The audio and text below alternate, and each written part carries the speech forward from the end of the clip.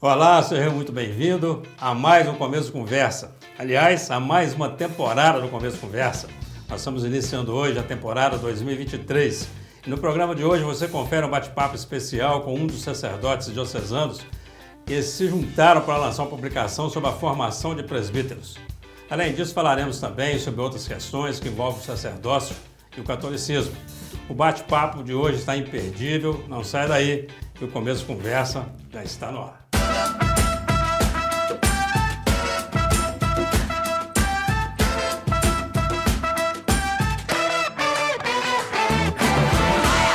Olá, esse é o primeiro bloco de mais um Começo de Conversa, o programa de entrevistas mais assistido da região. Programa que você pode acompanhar pela UNEC TV, mantida pela Fundação Educacional de Caratinga, pela TV Sistec, pelo Super Canal TV e, claro, pelas mídias sociais. O presbitério se relaciona diretamente ao processo de liderança nas congregações cristãs. As diretrizes para a formação dos futuros presbíteros surgiram de uma recomendação do Concílio Ecumênico Vaticano II. Adota-se em cada país um método peculiar de formação sacerdotal, estabelecido pelas conferências episcopais, revisto periodicamente e aprovado pela Santa Sé. Para entender um pouco mais sobre essa questão e outras questões que envolvem o presbitério, recebemos um convidado muito especial. Eu quero convidar o vigário paroquial da Igreja Matriz de São Judas Tadeu, em Caratinga, ele que também é assessor jurídico da Diocese. Seja muito bem-vindo, Padre Bismarck Maciel de Oliveira. Por favor. Tudo bem, Padre? Tudo bem, graças a Deus. Prazer muito grande recebê-lo aqui. Nós bem. dois quase nos encontramos no batizado do meu neto, no Gabriel, mas por uma mudança não teve lá, não pôde estar lá, mas o batizado foi muito bem feito, viu, pelo Padre José Carlos. O nosso padre. O nosso pároco vigário-geral, da Diocese. O nosso quase monsenhor, né? Sim. Quase monsenhor, o Padre Zé Carlinho. Quem chama de Padre Zé Carlinho é o monsenhor Raul. Sim, Vocês falam Zé Carlinho também, não? Eu particularmente chamo de Padre José Carlos, José mas Carlos. Os que já convivem com ele há mais tempo chamam de Padre Zé Carlinho. Padre Zé Carlinho. Hoje essa entrevista nossa contaria também com a presença do Padre Ademilson Tadeu Querino, que é um dos autores do livro, que infelizmente, por questão de saúde, não pôde estar presente aqui conosco. O Padre Ademilson, ele é de Imbé. Ele veio lá do Imbé. E o senhor veio de onde? Eu sou natural de São João do Maiuaçu. São João do Maiuaçu. Sim. Muito bem. A família toda de lá? Toda de lá. Como é que você deu aí a sua entrada para o sacerdócio? Como é que foi isso? Uma vocação desde criança? Sim. Veio para estudar e gostou? Na verdade, eu sempre quis ser padre. Mas eu tinha comigo que também eu iria aproveitar todas as oportunidades que eu tivesse. Saí de casa muito cedo para morar numa comunidade vocacional. A gente mora numa casa paroquial e é acompanhado. Por volta dos 13 anos de idade.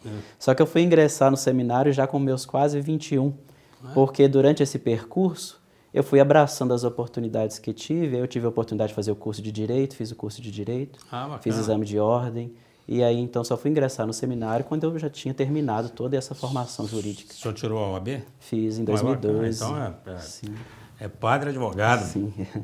Bacana demais. E aí depois disso foi para o seminário? Sim, em 2012 eu fiz propedêutico e depois ingressei no curso de Filosofia e Teologia do nosso seminário. E aí o seminário maior que a gente chama, o senhor fez aqui mesmo? Aqui em Caratinga, Aqui em Caratinga isso, mesmo. no seminário diocesano. Antigamente o pessoal ia para Mariana para fazer, né? Sim, sim. Monsenhor Raul, por exemplo, tão conhecido em Caratinga, estudou lá em Mariana. Na verdade, Mariana foi muito importante para a história do Brasil enquanto igreja. Né? Bacana. Vocês estão lançando um livro sobre teologia, posso mostrar aqui? Pode, Dá sim, licença. por favor. Vou mostrar para vocês aqui, ó. Teologia do Cuidado na Formação do Futuro Presbítero. Os autores são Ademilson Tadeu Querino, Padre Ademilson Tadeu Querino e Padre Bismarck Maciel de Oliveira. Editora Paulus. Já está disponível. Já está disponível. Quando me falaram que nós íamos ter essa entrevista, eu procurei o livro, achei lá já disponível na internet, barato. Eu achei lá R$31. Isso mesmo. Então, você já pode ser adquirido lá. Vamos entrar nesse tema, na teologia do cuidado, né? Porque a gente fala, por exemplo, teologia, a gente lê muito, teologia do cuidado e cura, teologia do cuidado e salvação. Agora nós estamos com teologia do cuidado na formação do futuro presbítero. Define para nós direitinho o que é isso, o que é teologia do cuidado. Nós trazemos o termo cuidado, como aquele que promove a pessoa supera as dificuldades pelo cuidado, só que com a visão teológica, e nós vamos trabalhando isso no livro, que Deus sempre cuida do povo. Você pega o Antigo Testamento, Deus vai cuidando do seu povo durante o deserto, vai amparando o povo. O próprio nosso Senhor Jesus Cristo cuida do povo quando cura o doente, cuida do povo quando oferece alimento, cuida do povo quando acolhe o pecador. Então, nós trazemos esse tema, teologia do cuidado, justamente porque Deus cuida de nós. E aí, a partir disso, nós, como imagem e semelhança de Deus, devemos fazer o mesmo, cuidar uns dos outros. Muito bem. Tem uma encíclica do Papa Francisco. Eu acho que logo quando chegou, pouco tempo depois, que é o cuidado com a casa comum. Sim. Nós estamos na mesma linha? Sim. É a encíclica Laudato Si, né? Louvado seja, em que o Papa vai dizer sobre o louvor de toda a criação, porque nós, enquanto pessoas humanas, somos criaturas de Deus, claro, mas uma criatura predileta. Tanto é que no Gênesis Deus vai dizer assim: e Deus viu que era muito bom após ter criado o homem e a mulher. Mas toda a obra da criação, ela não se limita apenas na pessoa humana. Tudo foi criado por Deus, né? O universo foi criado por Deus. Por isso, a encíclica do Papa, Laudato Si, ela é alcançada pelo nosso trabalho, porque nós não somos um fragmento isolado do todo. Nós pertencemos a um todo. Por isso, quando nós falamos, por exemplo, de aquecimento global, nos afeta diretamente, porque isso nos inquieta. Nossa, hoje está muito calor, olha a chuva. Então, nós não somos isolados do todo e, por isso, claro, nossa pesquisa alcança a encíclica. Né? O homem faz parte do meio, faz né? Faz parte do meio. É um conceito difícil para essas pessoas entenderem, né? Porque fica parecendo que nós somos donos do meio ambiente, sim, né? Sim. Na verdade, fazemos parte dele, né? Parte. Aí o senhor falou aí do calor, então o inverso também, né? Nós estamos vendo esse encontro de Davos, que sempre aconteceu com muita neve, e sempre por pouco não tinha neve lá, sim, porque assim tava os picos lá todos descobertos e tal. Está tendo uma mudança profunda nisso, né? Com certeza. Tem Jesus, o senhor falou que Deus cuida do homem, Jesus só falou coisa boa para a gente, né? Impressionante, né?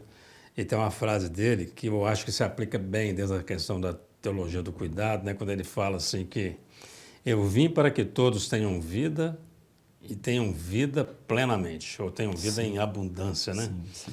Então, a gente pode entender dali um cuidado que não está direcionado só a essa vida, por exemplo, só a vida eterna. Quando ele fala, vim para que todos tenham vida e tenham vida plenamente.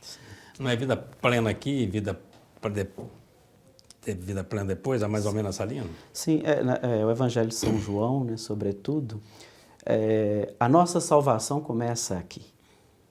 O nosso erro, eu penso, na minha humilde reflexão, é sempre projetar para depois. E isso no dia a dia também. Quando eu me aposentar, eu vou passear, vou aproveitar minha família. Quando eu morrer, eu serei salvo. Não, a nossa salvação começa aqui e agora. Se não fosse assim, por que motivo Jesus curaria? Por que motivo Jesus ressuscitaria Lázaro, sendo que ele iria morrer depois, definitivamente? Vai morrer mesmo, né? Sim. Então, começa aqui.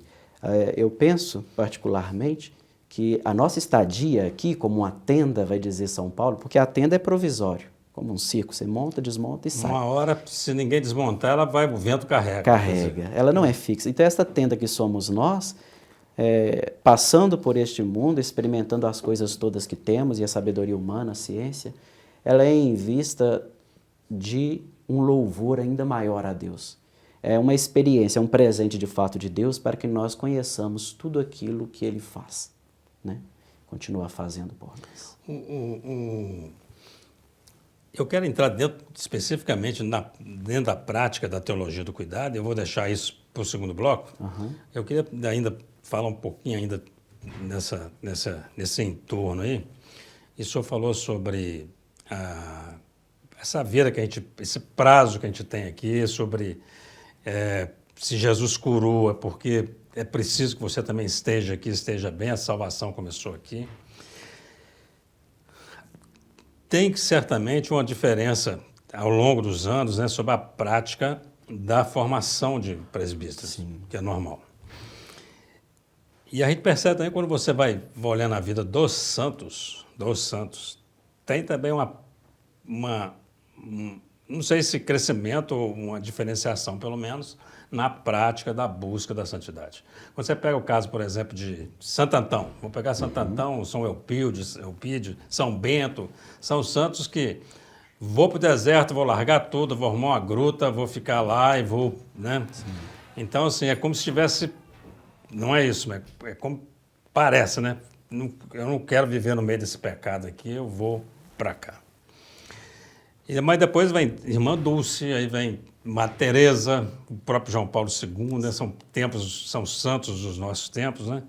Que fala, não, minha realidade é essa aqui, é aqui que eu vou buscar a salvação, né? Queria que o senhor comentasse sobre isso. Vou fazer um rápido intervalo, porque o tempo acabou. Vamos voltar para o segundo. Eu queria que o senhor comentasse isso, para depois a gente entrar também na prática da teologia do cuidado. Pode ser? Pode ser. Você não sai daí, conversa aqui sensacional com o padre Bismarck, ele que é um dos autores de Teologia do Cuidado na formação do futuro presbítero. Até já. Olá, estamos de volta para o segundo bloco do Começo de Conversa, uma nova temporada 2023, e hoje recebendo o padre Bismarck Maciel de Oliveira. E nosso assunto aqui hoje, entre outros, é o lançamento do livro Teologia do Cuidado para a Formação de Futuros Presbíteros, que é de autoria dele e do padre Ademilson Tadeu Quirino. Padre Bismarck, nós estamos falando aí sobre a questão da busca da santidade com viés diferente, né? Como é que o senhor entende isso? A gente não pode querer ser santo vivendo a vida do outro. Começa por aí, né? São Paulo, ou melhor, a carta aos Hebreus vem nos dizer que todos somos convidados à santidade, um chamado. São Paulo também reforça isso. E se nós somos chamados à vida, a santidade ela deve ser vivida conosco, na nossa história. Agora, como o senhor citou diferentes santos em diferentes épocas, né? Por exemplo, Santo Antão, o monge do deserto, e no nosso tempo, Santa Dulce dos Pobres, Madre Teresa de Calcutá, enfim, são épocas totalmente diferentes. Santo Antão, por exemplo, era que a gente chama na igreja de eremita, que por sinal aqui em Caratinga é muito conhecido o eremitério lá em Piedade de Caratinga. O eremita é alguém que se reclusa, ele se afasta de todo o contato com outras pessoas e com a sociedade, e vive uma vida despojada de fato. E aqui em Caratinga, pelo menos embora a gente chame lá em Piedade de eremitério, eu tenho conhecimento de que só teve um eremita lá há muito tempo e lá está sepultado. Mas a vida de santidade, ela implica também os nossos dons, carismas e realização pessoal. Deus não quer a nossa santidade com sofrimento. Para eu viver a santidade, eu tenho que ser assim, mas eu não estou feliz assim. Até porque se eu sou feliz, eu faço os outros felizes, né? Então, existem outros modos de viver esta reclusão nos tempos atuais, que a igreja ainda tem os monges. Aqui em Caratinga nós tínhamos aqui as irmãs, as monjas, né? Isso. Por falta de vocação, elas vão diminuindo e acabaram tendo que ir embora para reunir numa casa maior, todas elas. São desafios e carismas. E a igreja, lentamente, porque a igreja ela precisa de ter uma certeza para dar passos. Ela vai caminhando e vai se adequando. Por exemplo, a formação presbiteral, de fato, houve grandes mudanças.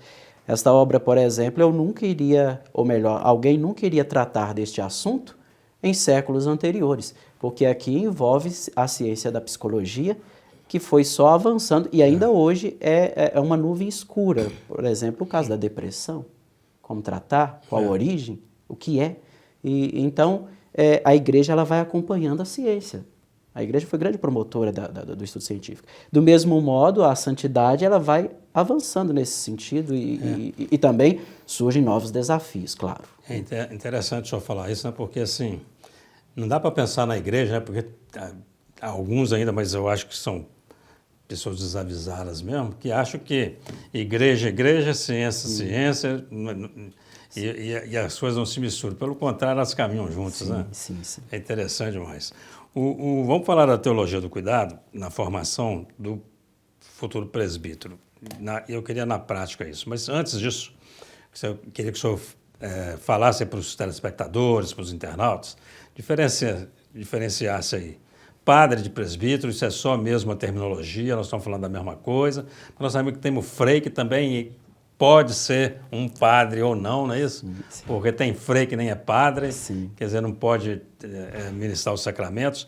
Mas padre e presbíteros, vamos pegar aí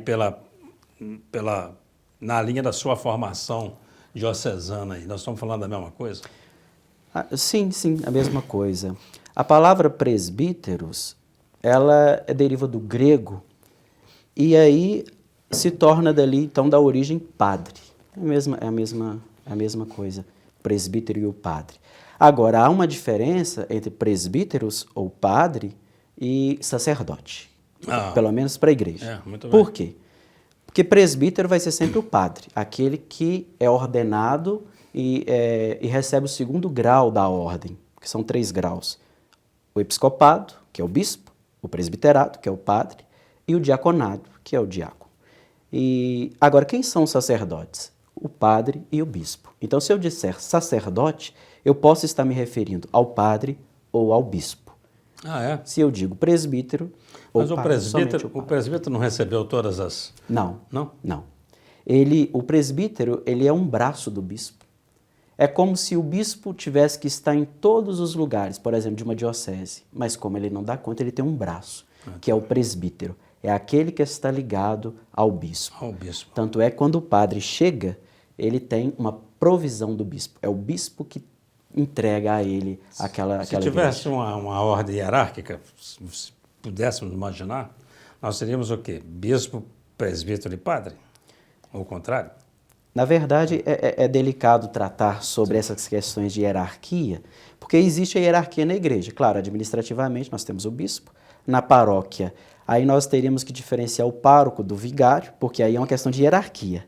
Mas enquanto ministério ordenado, não se trata de hierarquia, e aí a gente tem que usar até esse exemplo, são graus da ordem, não degraus da ordem. Entendi. Né? É como se tivesse o grau... É ministério próprio. Tá, O que diferenciaria, assim, aí, num degrau seria o diácono, por exemplo, que esse não recebeu ainda a ordenação. Ele faz parte do clero, mas ele recebeu a ordenação no primeiro grau. No primeiro grau. Primeiro grau. Muito bem.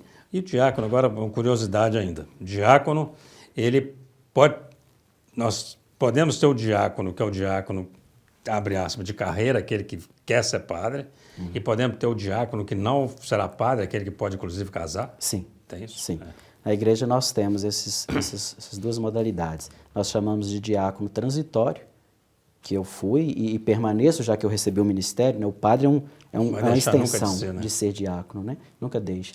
E existe na igreja o diácono permanente, que é o diácono casado. E o diácono, ele administra 2 sacramentos, que é o batismo e o matrimônio. E a missão do diácono é junto aos pobres. E ele tem um ministério próprio, por isso que não são degraus, não é uma hierarquia. Por exemplo, se tiver uma missa, está lá o bispo, quem proclama o evangelho é o diácono, é o ministério do diácono, o cálice é do diácono. Então ele tem um ministério próprio dele. E agora, o diácono casado, por exemplo, que nós não temos aqui na nossa diocese, ele tem um detalhe interessante, porque na igreja de rito ocidental, rito latino, ela jamais vai fazer um casamento do diácono. Por exemplo, eu não posso me tornar diácono para depois casar. O matrimônio não acontece depois da ordem, sempre antes. Por isso que o diácono permanente, ele tem que ter uma estrutura toda pronta, inclusive, se vai ser permanente e casado, ele já deve ser casado e com o aval da esposa, é claro. Bacana. A prática da teologia do cuidado na formação, vamos lá. Sim. Fala para a gente alguma coisa disso, assim, para todo mundo entender de que nós estamos falando. Porque quando fala teologia, acaba ficando muito distante, né, da maioria das pessoas. Mas aí o senhor vem agora e vai dar clarezas para nós. Sim. A teologia, ela é sobretudo em Jesus Cristo, é muito concreta, né? A manifestação de Deus em nosso meio. E esta obra, especificamente, ela surge a partir do nosso trabalho de conclusão de curso, do curso de teologia do nosso seminário, que, por sinal, é excelente. E nós temos professores do Brasil inteiro que vêm aqui lecionar para nós, né? E a prática do cuidado enquanto teologia, ela surge, esse questionamento em nós, para tratar sobre isso, para que o telespectador entenda como que é prático, a partir de uma análise que nós fizemos dos anos de 2016, 17 e 18, sobretudo, 17 e 18, sobretudo, do número de padres no Brasil que tiraram a própria vida. É mesmo? 17. Entre 2017 e 2018, 17 padres no Brasil tiraram a própria vida. Claro que aqui existe todo um princípio ético de não divulgar, Claro. e também da questão da vida, não é isso o propósito aqui, mas é dizer como é assustador. Nós trouxemos outro dia aqui um psicólogo que falou também sobre o número de suicídios entre os militares. Então, assim, são umas questões realmente que... coisas da vida moderna, vai saber, né? Mas padre realmente é uma coisa que chama atenção. E aí, o que despertou em nós a dúvida, a questão problema, poderíamos dizer assim, nas questões didáticas?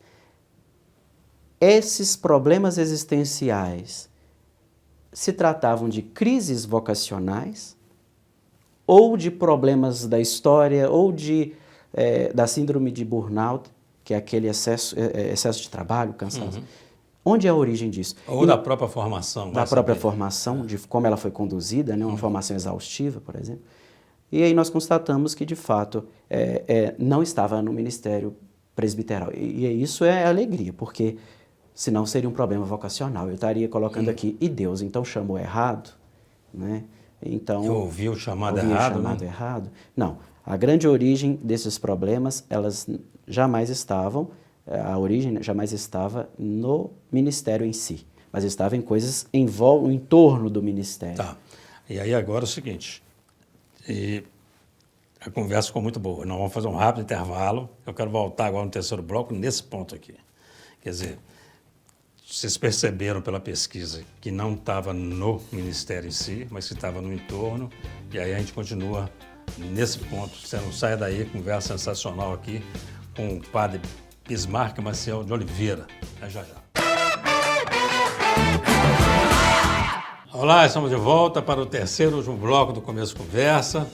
Você que chegou aí agora vai poder acompanhar um final de bate-papo sensacional com o padre Bismarck Maciel de Oliveira. Padre Bismarck, nós estávamos falando aí da sua pesquisa, do trabalho que originou esse livro e do resultado, que vocês perceberam que não tinha nada a ver com a vocação em si, né? Pode continuar. É intrigante porque a pessoa, sem a nossa história, nós não somos muita coisa. Tanto é que eu pergunto assim, quem é você? Aí você me diz um nome, eu sou fulano. Mas quem te deu esse nome? Você tem uma origem ali. E aí, na nossa identidade vai estar lá assim, de onde você é? Eu tenho uma história, eu sou daqui, deste lugar. Então, dizer que o problema existencial do futuro presbítero nem sempre, né, está no ministério, mas está no entorno, é dizer então que pode estar na sua história. Problemas vividos antes e às vezes sem até a consciência de que passou. Por exemplo, na infância, questões de extremidades da pobreza, fome, que implica em um bom desenvolvimento e saúde, ou a falta dela, questões relacionadas à própria genética, questões relacionadas dos problemas familiares, ou seja, dentro de casa. E toda essa herança histórica, ela nos acompanha, e às vezes a gente vai conseguir se livrar disso só lá na frente. E o padre, ele não cai pronto do céu, vai dizer Dom Correia, em 1974, num boletim chamado Boletim da OVS, que é do nosso seminário, é como se fosse um jornal, e o Dom José Eugênio Correia escreve lá, o padre não cai pronto do céu. E eu, através dessa expressão, eu digo, a nossa história nos acompanha. Por isso que a santificação também acompanha essa minha história, né? E nessa história, ela pode ter problemas ou não. E aí, esta origem, lá na frente, do suicídio do padre, pode ser consequência de uma história mal resolvida lá atrás. Que o seminário, na formação, se identificado, poderia ter suprido e ajudado a superar. E é esse tipo também de cuidado, quer dizer, a teologia do cuidado pode ajudar Sim. nas questões. Inclusive, o senhor acredita que até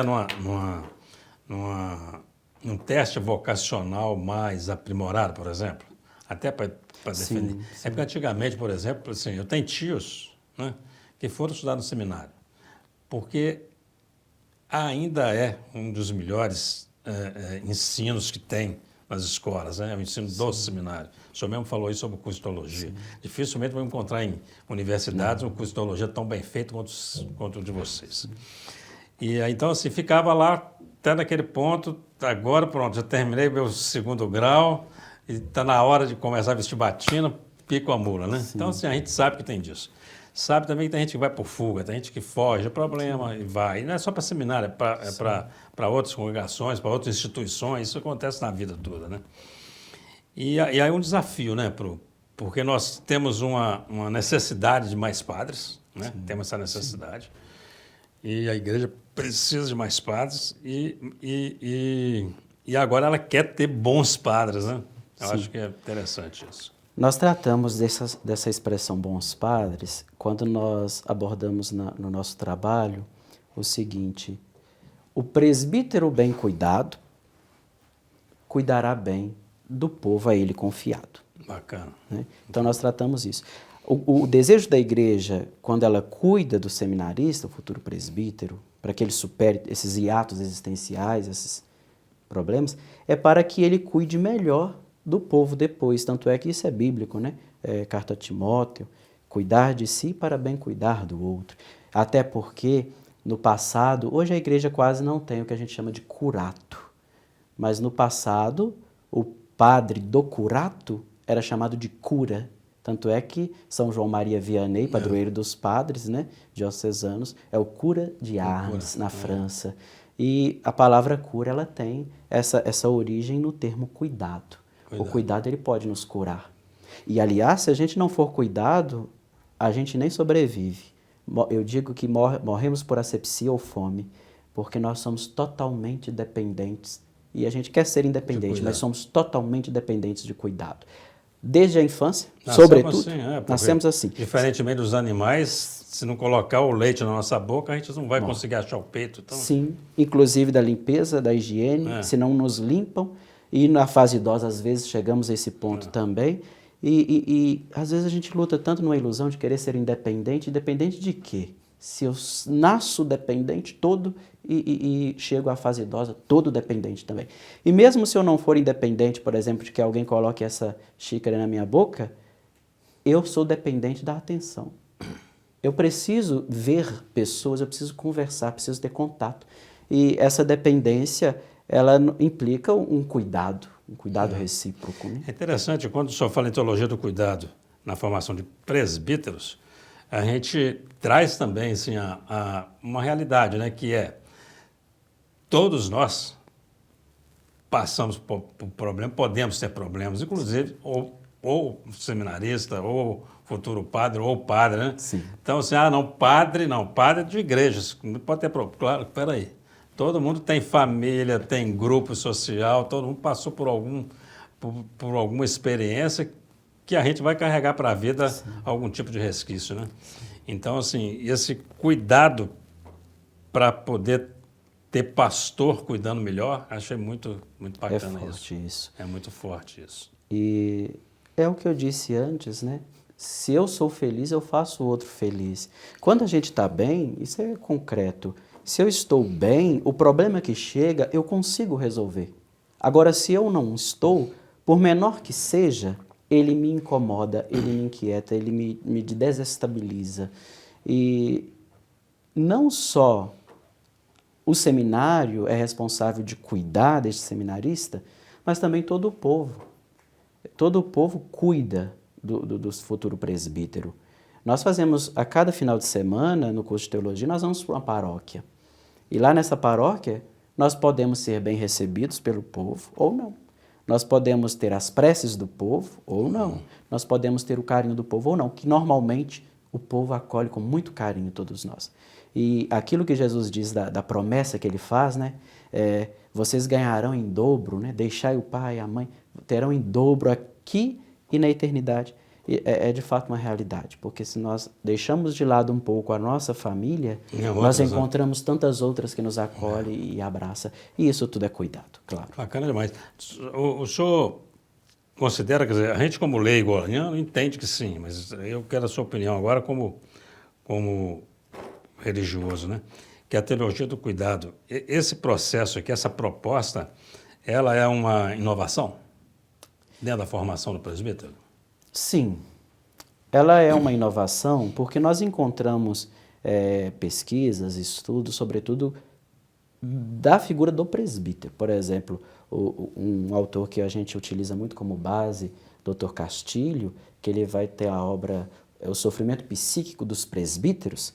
Então, assim, há uma visão muito a partir da exaustão do presbítero. Só que a nossa proposta é prevenção, ou seja, antes de eu ter um sofrimento psíquico, o que eu posso fazer para que não chegue a tal ponto? Para que não chegue, por exemplo, ao desânimo da própria vida. E a psicologia ganha importância agora? Ganha importância Sim, maior, ganha, não ganha? Sim, ganha. Com certeza. Inclusive, a psicologia que nos favorece dar esses passos, a ciência psicológica. Embora careça de grandes avanços ainda, pelo menos eu penso assim, como toda ciência, né? Ela nos ajuda, porque nós não podemos dividir o ser humano nas suas dimensões e eu dizer assim, no seminário eu vou cuidar só do espiritual do seminarista. 4 dimensões nós temos, né? A física, a psíquica, a espiritual e a social. Eu não posso cuidar só da espiritual porque eu não sou só isso. Eu sou esse todo. Então, a ciência da psicologia, ela entra, claro, diretamente nessa questão, como as outras também, a sociologia, a convivência social e etc. Bacana. Eu tive a oportunidade de dar aula para um padre muito especial no curso de psicologia. Eu sou da administração e tinha uma disciplina que era sobre empreendedorismo e que foi meu aluno quem? Monsenhor Levi. Nossa. Conheceu? Sim, conheci. Fantástico. Tive a graça de conhecer um homem dedicado à pesquisa, dedicado ao conhecimento e dedicado à igreja. Bacana. Padre, infelizmente nosso tempo acabou. A quem quiser adquirir esse livro, além da editora Paulus, consegue por aqui em Caratinga, por exemplo? Alguma livraria está vendendo? Sim, livraria Dom Carloto. Dom Carloto. Sim. Então o preço é o mesmo? Mesmo preço. R$31. Eu quero ler todo. Eu recomendo, hein? Agradeço. Agradeço muito pela sua presença aqui. Só tem um minuto aí para as suas considerações finais. Vai se dirigir àquela câmera ali e deixar o seu recado aí para os internautas, os telespectadores. O que eu quero deixar concretamente e bem claro é que o sofrimento que toda a sociedade passa, sofrimento existencial angustiante, sobretudo do século XX para cá, que é uma sociedade que sufoca, ele não é aquém ou além da figura do padre, do bispo, do diácono. Ele nos alcança. E é tentando justamente superar estes sofrimentos, ou pelo menos amenizá-los, que nós propomos esta obra e que você, que nos acompanha, fiel católico ou não, pode colaborar e evitar com que as pessoas desistam de si mesmas. E aí, teologicamente dizendo, eu digo, Deus nunca desiste de nós. Nós podemos desistir de nós, ou às vezes desistimos, né? O que é ruim, mas Deus jamais desiste de nós. Por isso que Ele cuida de cada um de nós. Não desistamos, cuidemos uns dos outros, como Ele cuida de nós, parafraseando Jesus Cristo, quando diz, amai-vos uns aos outros, como eu vos amei. Muito bem, obrigado, padre. Estamos encerrando mais um Começo de Conversa. A você, o nosso muito obrigado pela atenção, pela audiência. E até o próximo encontro, se Deus quiser.